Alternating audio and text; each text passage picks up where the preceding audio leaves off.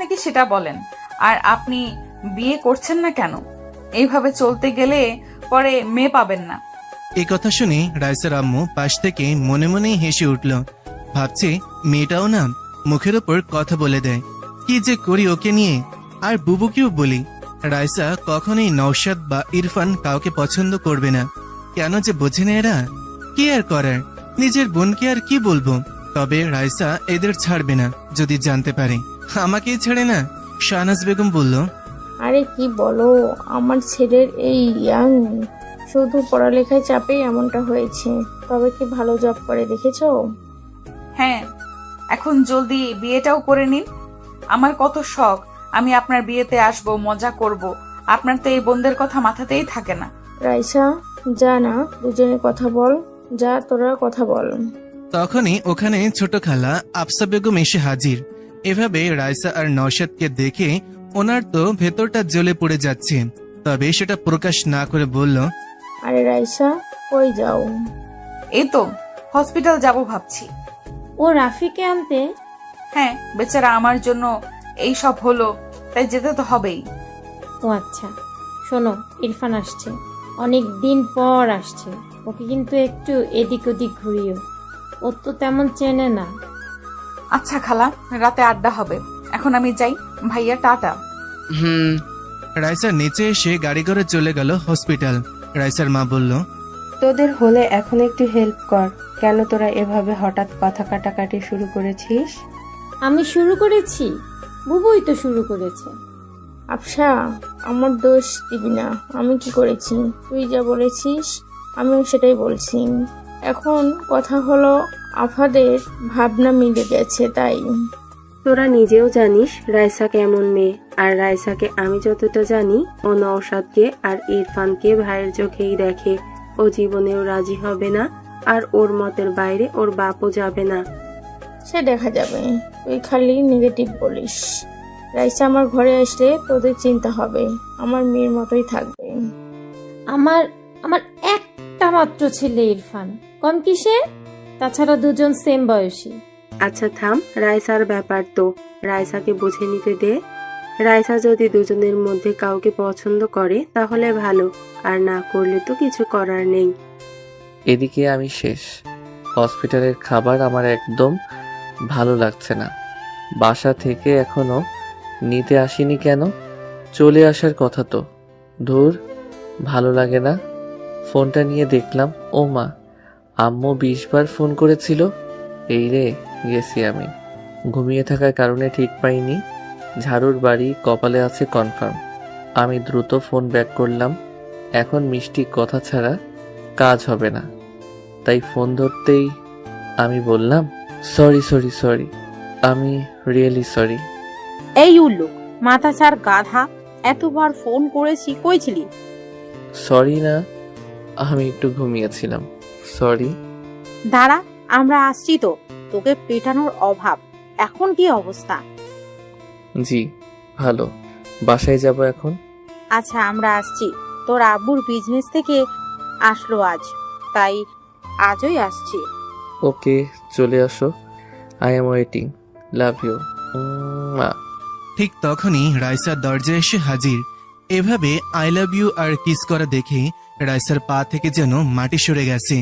রাইসা রাগে লাল হয়ে গেছে, সাপের মতন ফুসফুস করছে রাগে। রাফি ফোনটা রেখে মুচকি মুচকি হাসছে, যেটা দেখে রাইসা আরো রেগে গেছে। রাফি হঠাৎ ফুসফুস শব্দে দরজার দিকে তাকাতেই আমি রাইসার রাগ এখানে বসে অনুভব করতে পারছিলাম, যেন আমি কোনো আগুনের তাপ শরীরে অনুভব করছি। তবে ওর এই রাগার কারণ আমার অজানা। ইদানিং ওর হাবভাব আমার বোঝার বাইরেই থাকে। হুট করে মাইশাপুর কথা মনে পড়ে গেল। রাইসা আমাকে পছন্দ করে। বুকের ভেতর ধুক করে উঠল।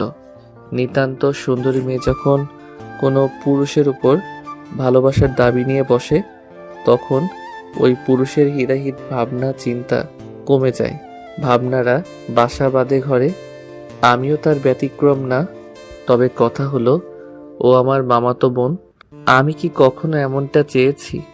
না না, চাইনি বলতে আমি কখনো ওকে নিয়ে সেভাবে ভাবিনি, মাথাতেই আসেনি। তবে সবকিছু জানার পর কেমন জানি লাগছে। রাইসা আমার সামনে। এর আগে ওকে দেখলে হাসি ঠাট্টা মজা করতাম, কিন্তু কালকের পর থেকে আমি কেন জানি হয়ে গেছি। ভাবনাগুলো ওকে দেখে কেমন হারিয়ে যাচ্ছে। কি যে হচ্ছে কে জানে। আপাতত এখন কি করব সেটাই বুঝতে পারছি না। আর ওকেই কেন আসতে হবে এখন, এসব ভাবার মাঝেই রাইসার সামনে এসে দাঁড়িয়ে রাগী কণ্ঠে বলল, কে ছিল এটা? রাফি, আমি জানতে চাইছি কে ছিল এটা? কোনটা? ন্যাকা। সব ছেলে এরকম, মনে মনে শয়তানি, কেবল যে আই লাভ ইউ তারপর কিস। সত্যি করে বলো কে? আমার কিন্তু মাথা খারাপ হয়ে যাচ্ছে। এখানে তোর মাথা খারাপের কি হলো? আমি যাকেই বলি একে তো আমার রাগার কথা, আর রাগ করছিস তুই। তোর জন্য দেখ তো কি হয়েছে, এখানে পড়ে আছি। এখানে আমার দোষ? গাধা কোথাকার, সব দোষ তোর, লুচ্চা বেটা। এই সাবধান সাবধান, কি বলছিস আমাকে?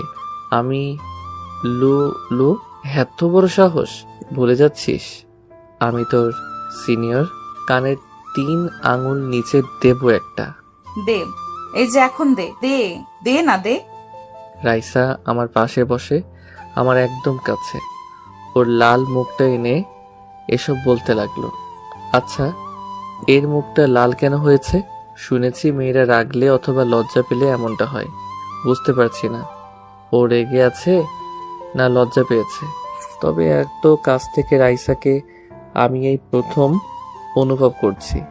আলাদা এক মায়া আছে এই লাল বর্ণের চেহারায়। আমি বুঝতে পারছি যে আমি দুর্বল হয়ে পড়ছি।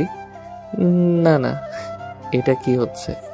আমি কি ভাবছি এসব ঠিক না। আমি আমতা আমতা করে বললাম, মুখ সরা। না, সরাবো না। মার আমাকে, আমাকে মারলে তো তোর ভালো লাগে, মার না। দেখ, ফাইজলামি করবি না, আমি তোর বড়। দূরে যা, দূরে। লুচ্চা কোথাকার। বাইরে আমাকে এইভাবে ধরার সময় কই ছিল তোর এসব লেকচার? তখন তো খুব জড়িয়ে ধরেছিলি। ওই কি বলিস? আমি তোকে কেন ধরতে যাব? বদনাম দিবি না আমাকে। আইসে আমার সাধু, প্রথমে জড়িয়ে ধরেছিলি আমি কিছু মনে করিনি, কিন্তু আস্তে আস্তে আমাকে এভাবে ক্লোজলি জাপটে নিয়েছিলি, আমি নিজেকে সামলাতে পারিনি। আর এটা কোনো মেয়ের জন্যই সাধারণ ব্যাপার না, ওকে? আমি ব্যালেন্স করতে পারিনি। এ কথা বলতেই ওর মুখ টমেটোর মতো লাল হয়ে গেছে, আর আমি ওর সামনে লজ্জায় গাধা বনে গেছি।